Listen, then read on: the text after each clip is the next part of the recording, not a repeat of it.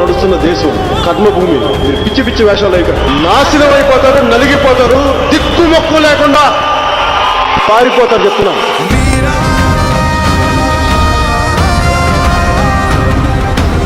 నా సనాతన ధర్మాన్ని నేను పాటిస్తున్నప్పుడు దాన్ని విమర్శించే హక్కు ఎవరికి లేదు.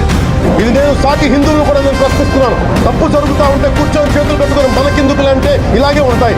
ఇది మారాలి. ఇది we're extremely hurt. Don't make a mockery out of our sentiments. It's a deep anguish, deep pain. Don't you ever forget before you come and think 100 times and say, talk about Sanatana Dharma.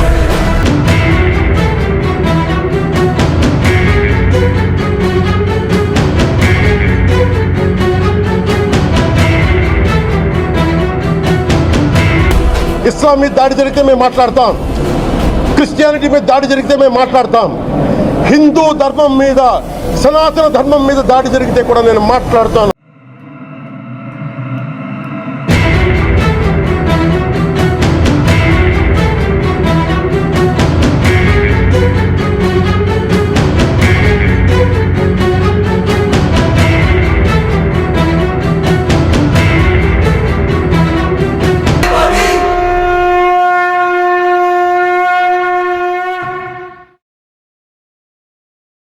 Andhra Pradesh deputy CM Pawan Kalyan ప్రాచిత దీక్ష చేసుకున్నారు.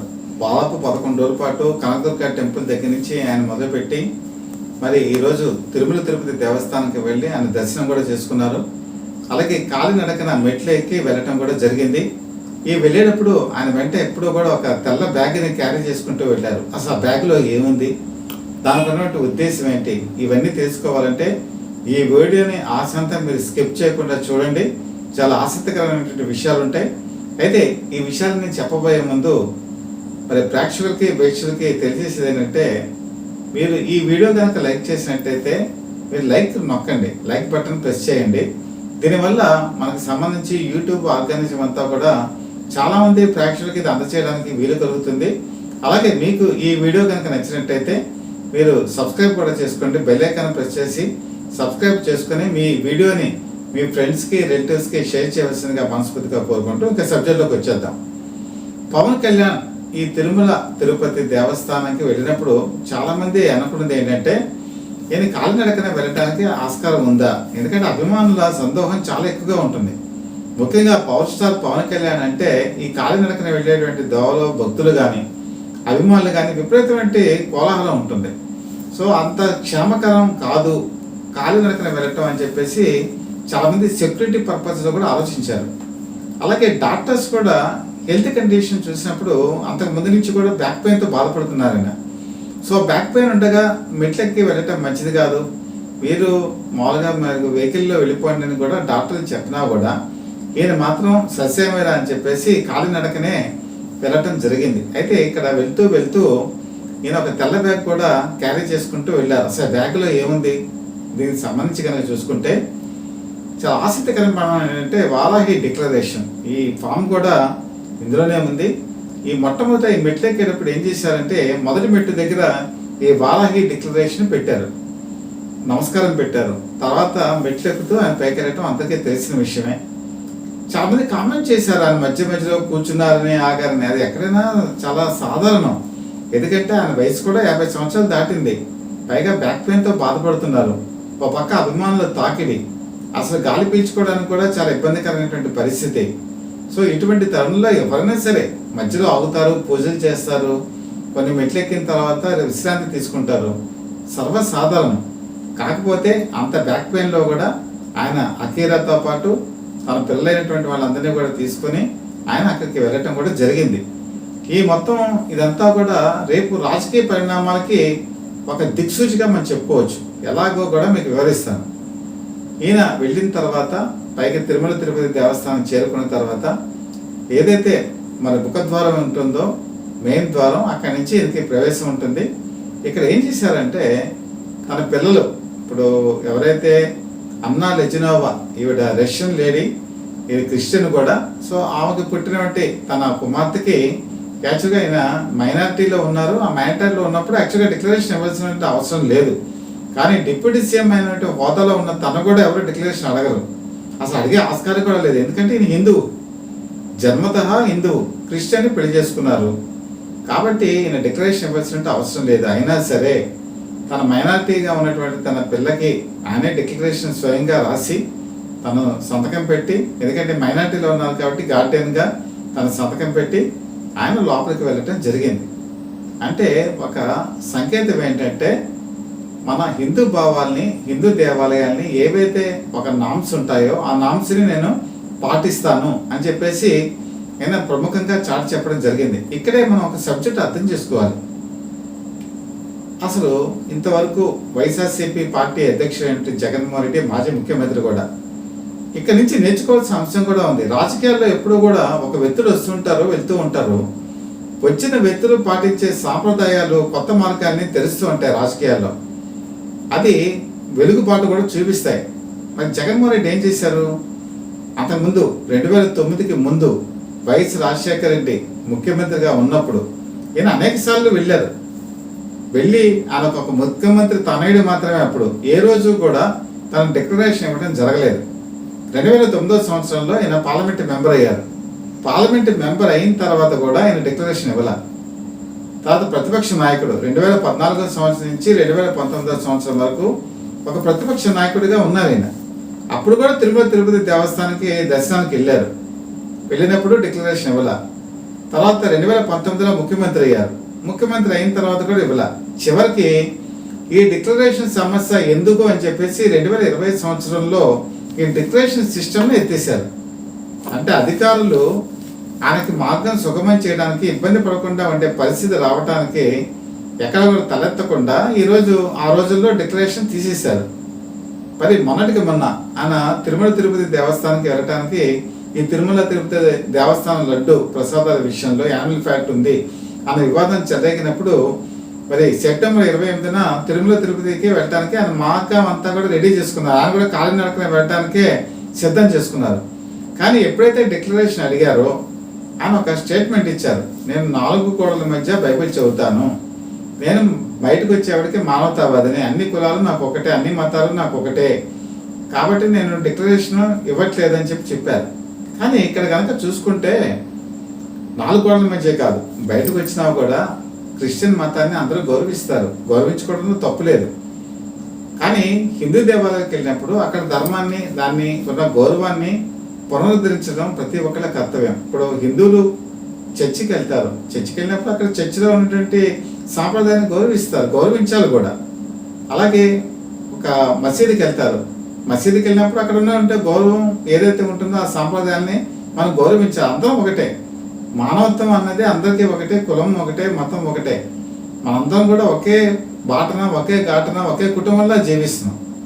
అలాంటి సందర్భంలో declaration ఇవ్వకపోవటం అనేది ఆయనకి ఒకవేళ ఇష్టం లేకపోతే వెళ్ళకపోవచ్చు, కానీ వెళ్ళేటప్పుడు మాత్రం డిక్లరేషన్ అడిగారు. ఇప్పుడు యాక్చువల్గా తెలుగుదేశం పార్టీ కూటమి అధికారంలోకి వచ్చిన తర్వాత డిక్లరేషన్ ఇప్పుడు కంపల్సరీ చేసింది. చేసినప్పుడు ఇవ్వడానికి ఇబ్బంది ఏంటి? కాబట్టి ఇక్కడ పవన్ కళ్యాణ్ ఒక దారి చూపించారు, ఒక మార్గం చూపించారు. తను అసలు ఇవ్వకపోయిన అవసరం లేకపోయినా కూడా ఆయన డిప్యూటీ సీఎం హోదాలో ఉండి కూడా ఆయన ఇచ్చారు. అలాగే ఈరోజు మనం కనుక చూసుకుంటే వారాహి డిక్లరేషన్ ఇది రేపు ఇవ్వబోతున్నారు తిరుపతి దేవస్థానం. అంటే ఈ వీడియో ఇప్పుడు మనం చేస్తున్నటువంటి ఈ రోజు కాకుండా రేపు ఇవ్వబోతున్నారు. రేపు సాయంత్రం 5:30-6 గంటలకి తిరుపతి దేవస్థానంలో ఈ వారాహి డిక్లరేషన్ అని ఇవ్వబోతున్నారు. అంటే కొత్త విలువలు, ఇప్పుడు సనాతన ధర్మాన్ని ఆయన పునరుద్ధరించడానికి కంకణం కట్టుకున్నారు. సనాతన ధర్మాన్ని కాపాడుకుంటూ, సనాతన ధర్మం మనకు ఉండేటువంటి వాల్యూస్ని మనం ముందుకు తీసుకెళ్తూ, అలాగే ఎట్ ద సేమ్ టైం ఇతర ధర్మాలు ఏవైతే ఉంటాయో వాటిని కోఆర్డినేట్ చేసుకుంటూ, వాటిని సమన్వయం చేసుకుంటూ హిందుత్వ భావాన్ని ఎలా తీసుకెళ్ళాలి, మనకుంటే వేదాలు కానీ, మనకుంటే భక్తి భావాన్ని కానీ ఎలాగ మనం పునరుద్ధరించుకోవాలి అనేటువంటి భావంతో ఏర్పాటు చేసిందే ఈ వారాహి డిక్లరేషన్. దీన్ని రేపు ఆయన ప్రకటించబోతున్నారు. పవన్ కళ్యాణ్ ప్రకటించిపోయే ఈ వారాహి డిక్లరేషన్ రేపు రాబోయేటువంటి రాజకీయాల్లో కూడా కీలకమైన మార్పుకి సంకేతంగా మనం భావించవచ్చు. ఇంతవరకు నార్త్ బెల్ట్లో కనుక చూసుకుంటే బీజేపీ, ఆర్ఎస్ఎస్, విశ్వ హిందూ పరిషత్ హిందుత్వ వాదాన్ని ఎత్తుకున్నాయి. దానివల్ల ఏంటంటే అక్కడ హిందువుల ఓట్లన్నీ కూడా పోలరైజేషన్ జరిగాయి. ఇది వాస్తవం. ముఖ్యంగా ఉత్తరప్రదేశ్ కనుక చూసుకుంటే ఉత్తరప్రదేశ్లో హిందుత్వ పోలింగ్ ఓట్స్ దానికి రాబట్టే ఇన్నాళ్ళు కేంద్రంలో కూడా అధికారంలోకి రాగలిగింది మూడోసారి కూడా. అంటే ఈసారి కొద్దిగా సీట్లు తగ్గాయి అనుకోండి, అది వేరే విషయం. కానీ సౌత్లోకి వచ్చేప్పటికి బీజేపీ తనకున్నటువంటి బలమైనటువంటి పునాదులు ఏర్పరచుకోలేకపోయింది. ఒకప్పుడు కర్ణాటకలో ఏర్పరచుకున్నా కూడా ఇప్పుడు కాంగ్రెస్ పార్టీ అధికారంలో ఉంది. తెలంగాణలో ఎలానో అది ఇంతవరకు ఆ భావాన్ని తీసుకురాలేకపోయింది. తమిళనాడు అది ఎప్పుడూ కూడా ఆ కంచుకోటని బదలకొట్టలేకపోయింది. అక్కడ చూసుకుంటే అన్నాడీఎంకే లేదా డిఎంకే. అయితే ఇప్పుడు ఒరిస్సాలో అధికారంలోకి వచ్చింది కాబట్టి కొంతవరకు మెరుగైనటువంటి పరిస్థితి. కానీ ఇప్పుడు ఇది రాజకీయాల్లో ఒక పెనుమార్పుగా మనం భావించవచ్చు. సనాతన ధర్మం, మన హిందుత్వవాదం, దీన్ని మనం పునరుద్ధరించుకోవాలని చెప్పి పవన్ కళ్యాణ్ చేసేటువంటి ఈ విస్పష్టమైన ప్రకటన రేపు సౌత్ ఇండియాలోనే చాలా తీవ్రమైనటువంటి ప్రభావం చూపించేటువంటి అవకాశం ఉంది. ముఖ్యంగా హిందువుల ఓట్లన్నీ కూడా పోలరైజేషన్ అవుతుంది.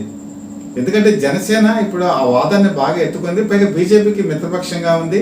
అలాగే తెలుగుదేశం పార్టీతో కూడా చాలా అనుబంధ సంబంధాన్ని కలిగి ఉంది. రేపు సౌత్ ఇండియాలోకి వచ్చేప్పటికీ విస్తృతమైనటువంటి ప్రచారం పవన్ కళ్యాణ్ చేయబోతున్నటువంటి ఒక వాదన కూడా స్పష్టంగా వస్తోంది. ఇదే కనుక జరిగితే రేపు తమిళనాడు ఎలక్షన్స్ కనుక వస్తే 2026 ఉంది తమిళనాడు ఎలక్షన్స్. ఇక్కడ యాక్చువల్గా ఇంతవరకు డిఎంకే లేకపోతే అన్నాడీఎంకే రెండే వచ్చాయి తప్ప కాంగ్రెస్ పార్టీ అసలు 1967 తర్వాత ఇంతవరకు అసలు అధికారంలోకి రాల. బీజేపీ చాలా కలకంది, చాలాసార్లు ఇక్కడ కనీసం పాగా వేద్దామని. కానీ ఇంతవరకు పాగా కాదు కదా, కనీసం ఒక కాలు మోపడానికి ప్రదేశం కూడా వాళ్ళకి దొరకల. మరి ఇటువంటి పరిస్థితుల్లో రేపు ఒక బ్రహ్మాస్త్రంగా పవన్ కళ్యాణ్ ఉపయోగించే అవకాశం స్పష్టంగా కనపడుతోంది. ఈ సనాతన ధర్మాన్ని ప్రచారం చేయబోతున్నారు. ఇది ఎంతవరకు వెళుతుందంటే రేపు సౌత్లోనే ఒక బలమైన నాయకుడిగా పవన్ కళ్యాణ్ ఎదగడానికి ఇది ఉపయోగపడుతుందని చెప్పి చెప్పడానికి ఎటువంటి సంకోచం కూడా లేదు. అలాగే ఒకవేళ నిజంగా తమిళనాడు ఎలక్షన్స్లో కూడా విజయదుందుంపి కనుక మోగించగలిగితే తిరుగులేని ఎదురులేని నాయకుడు అవడానికి కూడా పవన్ కళ్యాణ్కి అవకాశం ఉంటుంది. అది పవన్ కళ్యాణ్ ఇది కేవలం ఆశించి చేయట్లేదు, ఆయన భావం కరెక్ట్గా ఉంది. ఈరోజు ప్రాచిత్య దీక్ష చేసి ఒక తిరుమల తిరుపతి దేవస్థానంలో జరిగినటువంటి పాప పరిహారాన్ని ఆయన భరించుకున్నారు. తను తప్పు లేకపోయినా, తను అధికారంలో లేనప్పుడు ఇవన్నీ జరగకపోయినా ఆయన అంతా కూడా తను తీసుకొని ముందుకు వెళ్ళారు. ఈ ముందుకు వెళ్ళటం అనేది ఇంకా ఆగదు, ఈ విజయయాత్ర కొనసాగుతుంది. ఈ సనాతన ధర్మ పరిరక్షణ గురించి ఈయన చేసే ఉద్యమం రేపు రాజకీయాల మీద కూడా పడేటువంటి అవకాశం స్పష్టంగా ఉంది. రేపు మరి బీజేపీ కూడా చాలా ఆశగా ఎదురు చూస్తుంది, ఎందుకంటే ఆయన ఆశాకరణం కూడా పవన్ కళ్యాణే. రేపు సౌత్లో సంబంధించి ఎలాగైనా సరే హిందుత్వవాదాన్ని జల్లగా చాలా బలీయంగా తీసుకెళ్ళినటువంటి ఒక కల్చర్ కానీ లేదా వాగ్దాటి కానీ పవన్ కళ్యాణ్ కింద నిజాయితీ ఉంది, చిత్తశుద్ధి ఉంది. పైగా ఆయన చెప్పేది కేవలం రాజకీయ ప్రయోజనాన్ని ఆశించి ఆయన వెళ్ళట్లా, ఆయన మీద మనస్ఫూర్తిగా చిత్తశుద్ధితో వెళుతున్నారు. చిత్తశుద్ధితో ఎవరైతే వెళ్తారో వాళ్ళ ఆశయం నెరవేరుతుందని చెప్పి మనకి భగవద్గీతలోనే ఉంది కాబట్టి అది నమ్ముకున్నారు ఆయన. కాబట్టి రాబోయే రాజకీయ పరిణామాలు సౌత్ ఇండియాలో కనుక చూసుకుంటే మరి రేపు ఇచ్చేటువంటి ఈ వారాహి డిక్లరేషన్ చాలా తీవ్రమైన ప్రభావం చూపించేటువంటి అవకాశం ఉంటుంది. ఇది హిందువులు కనుక చూసుకుంటే ఆంధ్రప్రదేశ్లో 84% ఓటేజ్ బ్యాంక్ ఉంది.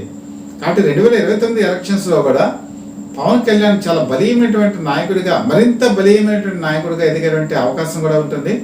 మరి వైఎస్ఆర్సీపీ చాలా ఆచితూచి అడుగులు వేయవలసినటువంటి పరిస్థితి కూడా ఇప్పుడు వస్తుంది. రేపు ఎలాంటి పరిస్థితులు మారుతాయి, ఎలాంటి సంకేతాలు వస్తాయి, రేపు డిక్లరేషన్ ఇచ్చిన తర్వాతే మనం చూడాలి. అంతవరకు మనం కూడా వెయిట్ చేద్దాం.